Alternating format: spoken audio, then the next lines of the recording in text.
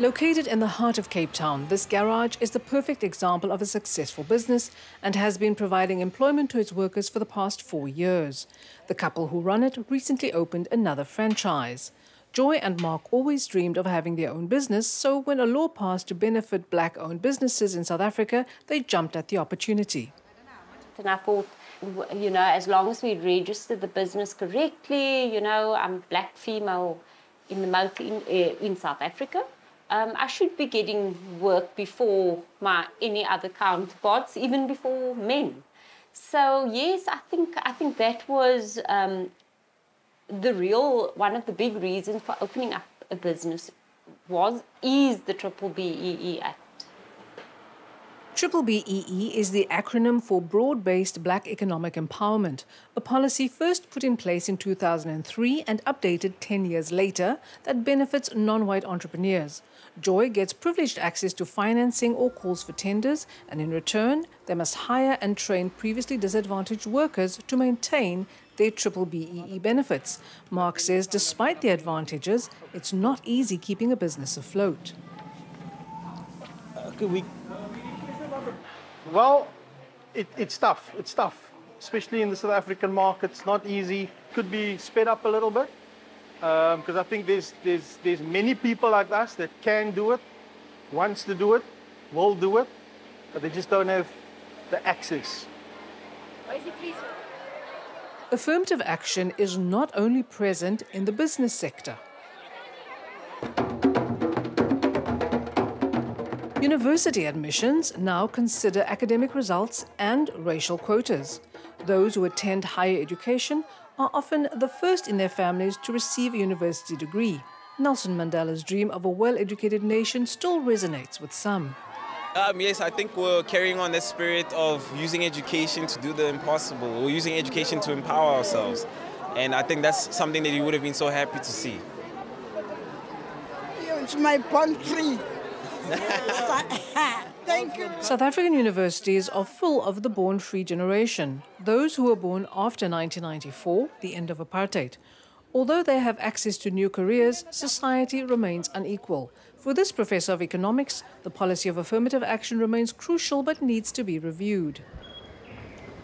We should also be in the space to assess whether BBEE is reproducing inequalities or bringing genuine transformation.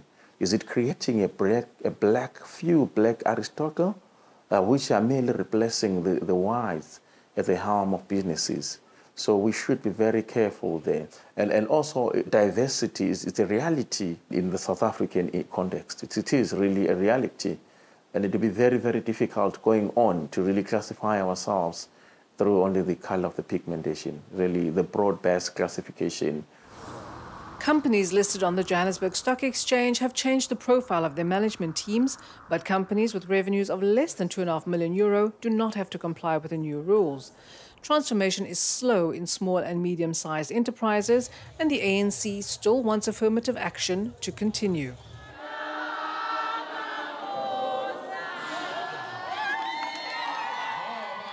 President Cyril Ramaphosa is a champion of black empowerment initiatives, becoming a millionaire thanks to his investments in the mining sector. In his re-election campaign, he knows exactly how to appeal to voters. Where are we taking South Africa?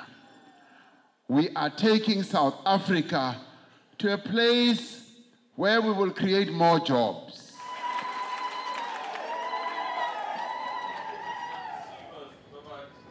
In the Western Cape, the opposition is campaigning to completely abandon racial criteria in the South African business world. The Premier of the province states that economic recovery measures must continue, but proposes that they be based on resources and not skin color. And then we need to put a time limit on this. I mean, 30 years and we haven't brought about change. And it hasn't worked because we would have seen a big change in South Africa. We haven't seen it. We've seen it work for the few, not for the many. In 30 years, this policy has made it possible to create a solid middle class in South Africa, which makes up nearly 30% of the population today. This is not the country of Joy's childhood under apartheid. She now is able to educate her child at the best schools. Joy never thought that her son would one day play water polo, a sport that she did not have access to. Young Luke wants to be a lawyer. Triple BE, I think it still needs to carry on for the next at least 20 years because it's giving people that never had an opportunity, it's giving them an opportunity. And then by working for themselves, people that were not as privileged can learn to become independent. While the policy of affirmative action has its flaws, it still remains a solid driver of social advancement for people of colour.